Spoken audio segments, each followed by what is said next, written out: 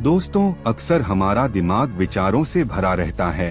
हम लोगों के बारे में, अपने बारे में, अपने काम के बारे में, परिवार के बारे में और वो सब सोचते रहते हैं जो हमारे दिमाग में भरा रहता है। वह कभी भी साफ नहीं होता है और इसीलिए हमें वह सब बार बार याद आता है और हम दुखी और चिंतित रहते हैं। लेकिन इस कहानी से आप अपने मन को अच्छी तरह से साफ कर पाएंगे। आप अपने मन की धुलाई खुद कर सकते हैं, बस इस कहानी को पूरा पढ़ें। 21 दिनों में अपना जीवन कैसे बदलें। एक बार एक गुरु और शिष्य एक सुनसान जंगल से गुजर रहे थे।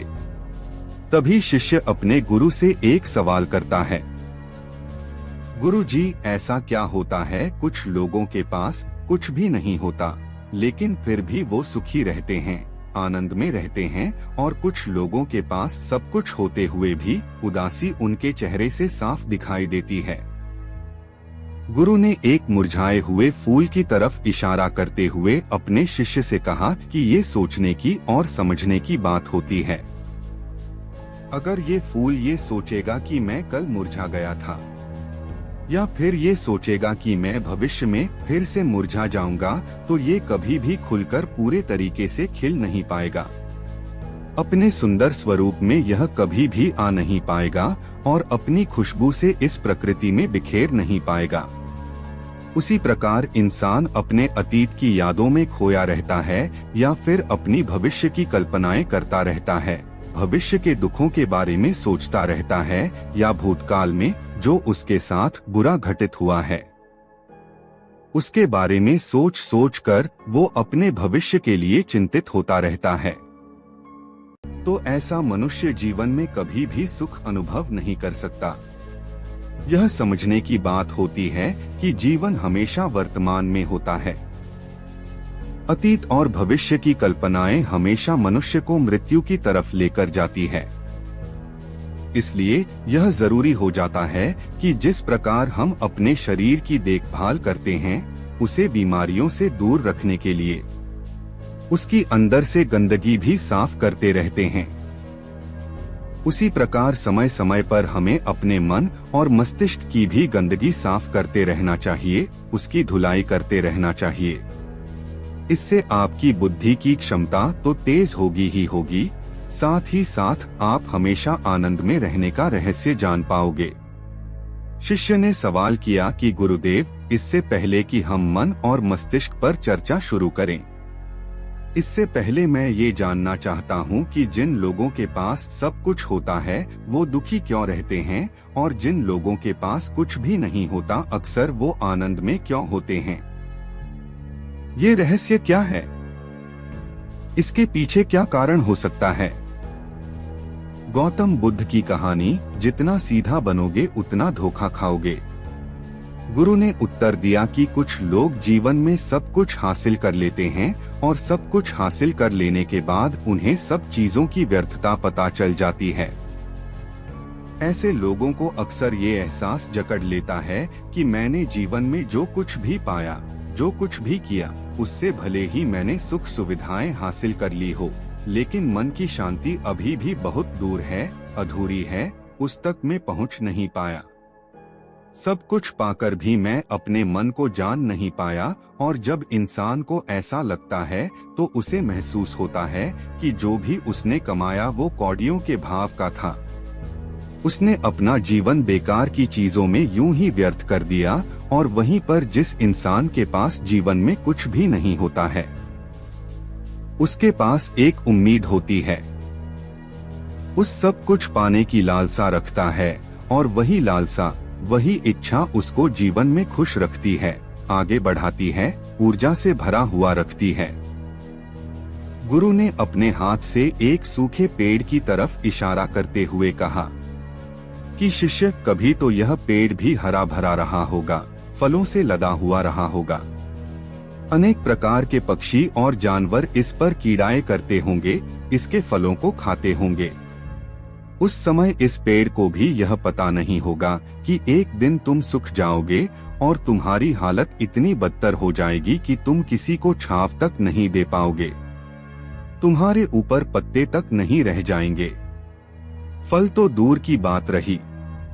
उसी प्रकार मनुष्य अपने जीवन की दौड़ में यह भूल जाता है कि जिस दौड़ में वह सबसे आगे निकलने की कोशिश कर रहा है, उसका अंतिम चरण तो मृत्यु ही है। काश वो कभी इस दौड़ से अलग हटकर ये देख पाए कि इसका अंतिम चरण तुम्हें कहीं नहीं पहुंचाएगा, कि जिस दौड़ को वो सबसे आगे निकलकर जीतने के ख्वाब देख रहा है, उसका अंतिम चरण मृत्यु ही है। काश वो कभी जीवन की दौड़ में ठहरकर ये देख पाए किसका अंतिम चरण क्या होगा, तो वो उन कामों को तेज आंजलि दे सकता है जो व्यर्थ है, जो बेकार है, और ऐसे कार्यों की तरफ आगे बढ़ सकता है जो उसके जीवन में आनंद पैदा करते हो, जो उसके जीवन को एक नई दिशा देते हो। गुरु ने खुद की तरफ इशारा करते हुए समझाया कि एक योगी वो होता है जो जीवन की दौड़ में ठहर जाता है, जो ये समझ लेता है कि जीवन का अंतिम चरण तो मृत्यु ही है। इसलिए वो जीवन में सुख सुविधाएं हासिल करने की बजाय खुद के मन और मस्तिष्क को एक नए आनंद की तरफ ले जाने का प्रयास करना शुरू कर देता है। शिष्य ने सवाल किया कि गुरुदेव, क्या एक ग्रस्त जीवन में जीने वाला मनुष्य उस आनंद की प्राप्ति नहीं कर सकता, और अगर कर सकता है तो उसे किस प्रकार शुरुआत करनी चाहिए? बिल्कुल कर सकता है, गुरुदेव ने उत्तेजित होकर उत्तर दिया। अगर सभी मनुष्य उस आनंद की प्राप्ति के लिए योगी बनने का निश्चय कर लें तो इससे तो प्रकृति का चलन ही रुक जाएगा। उसकी जो व्यवस्था है वो बिगड़ने लगेगी। एक सच्चा योगी अपने जीवन में खोज करता है, और खोज करने के बाद वो ग्रस्त जीवन में किस प्रकार आनंद को प्राप्त किया जा सकता है, वो तरीके सभी को बताता है, ताकि मनुष्य अपने ग्रस्त जीवन का पालन करते हुए उस आनंद की प्राप्ति भी कर सके। गुरु ने खुद को संबोधित करते हुए उत्तर दिया कि मैंने अपने जीवन में जो खोज की है उसके अनुसार मनुष्य को समय समय पर अपने मन और मस्तिष्क की सफाई करते रहना चाहिए। मनुष्य अपने शरीर पर तो ध्यान दे लेता है, लेकिन अपने मन और मस्तिष्क को वो भूल जाता है, उस पर कभी ध्यान नहीं देता, और उसी वजह से मन और मस्तिष्क बूढ़े होते चले जाते हैं।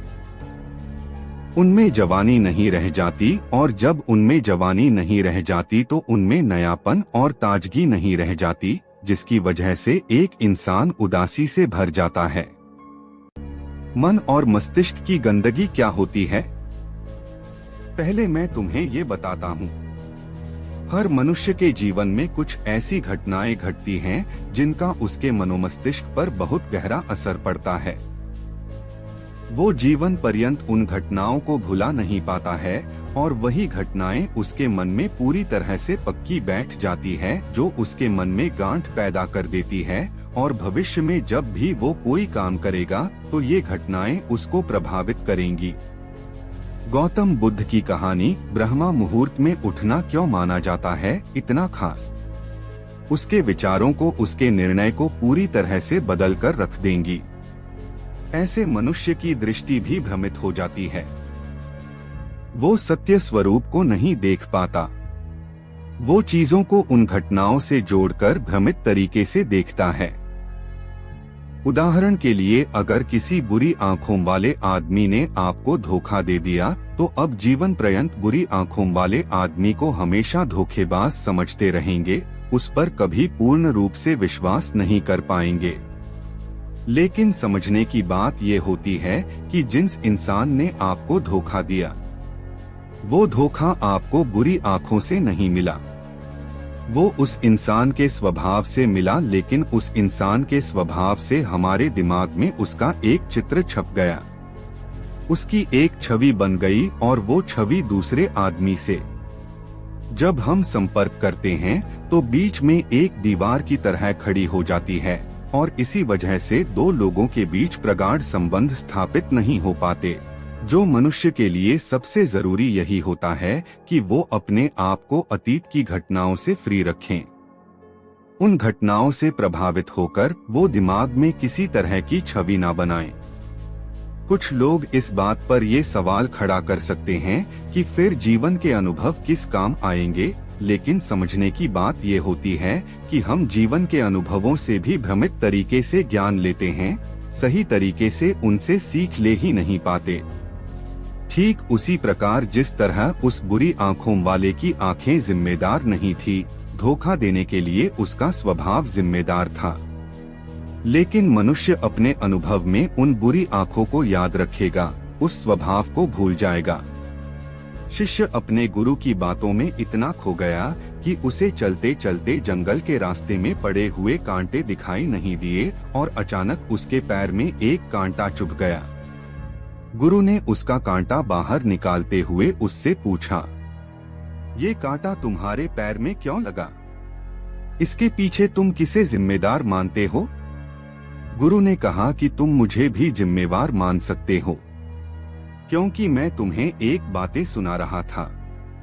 क्या तुम खुद को भी जिम्मेवार मान सकते हो कि तुम मेरी बातों में इतना खो गए कि तुम्हारा रास्ते पर ध्यान ही नहीं रहा? क्या तुम इन पेड़ों को जिम्मेदार मान सकते हो जिन्होंने ये कांटे इस रास्ते पर बिछा दिए? शिष्य ने उत्तर दिया कि गुरुदेव, इसमें मैं खुद को ही जिम्मेवार मानता हूँ, क्योंकि आप तो अपना काम कर रहे थे और इस पेड़ ने भी अपना काम किया, पर मैं अपना काम पूरे होशपूर्वक नहीं कर पाया। अगर मैं चलने पर ध्यान लगाए रहता, अगर मैं आपकी बातों में पूरी तरह से खो नहीं जाता, तो मुझे ये कांटा कभी नहीं लगता। इसमें पूरी तरह से मेरी ही गलती थी।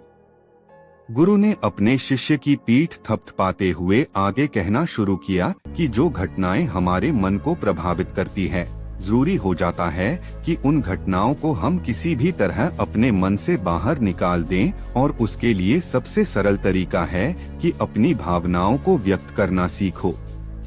उसे अपने दिल में, अपने मस्तिष्क में बिठाकर मत रखो। जब तुम किसी दूसरे मनुष्य के सामने अपनी भावनाओं को व्यक्त कर देते हो तो तुम्हारे मन का बोझ हल्का हो जाता है। कुछ लोगों का स्वभाव ऐसा होता है कि वो अपने मन की बात किसी को नहीं बताते। ऐसे लोग अक्सर अपने अंदर ही अंदर दुखी होते रहते हैं, लेकिन वो अपने मन की बात किसी दूसरे आदमी के सामने नहीं बताते। इसके उलट कुछ लोग ऐसे भी होते हैं जो अपने मन में किसी भी बात को रख नहीं पाते। उनके साथ कुछ भी अच्छा या बुरा होता है, वो अपने मन की बात, अपनी भावनाओं को दूसरों के सामने व्यक्त कर देते हैं। और तुमने खुद महसूस किया होगा कि जो लोग अपने मन की भावनाओं को व्यक्त कर देते हैं, वो जीवन में ज्यादा आनंदित रहते हैं। कभी भी प्राकृतिक रूप से आए हुए वेग को रोकना नहीं चाहिए।